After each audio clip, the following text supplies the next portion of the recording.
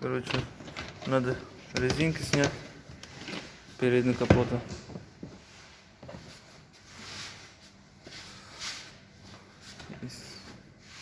Снять вот эту крышку надо.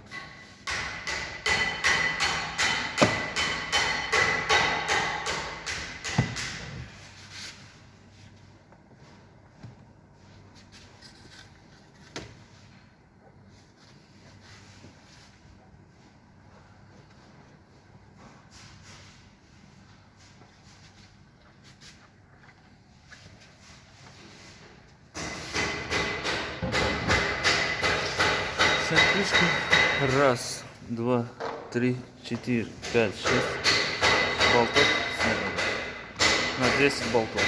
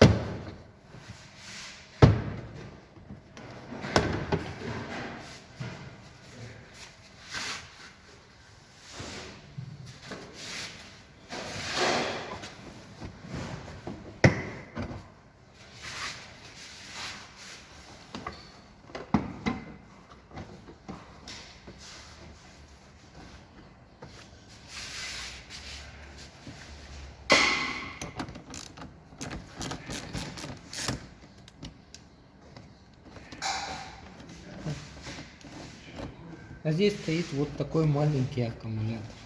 Вот здесь стоит вот такой маленький аккумулятор, который люди заряжают его. Вот и все. Все его секрет.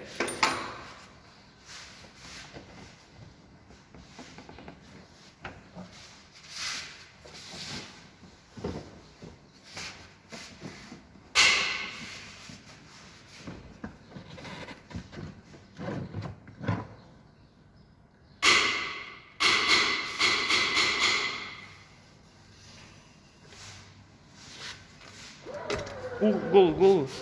А чё ты? Я не нажал, ты его нажал.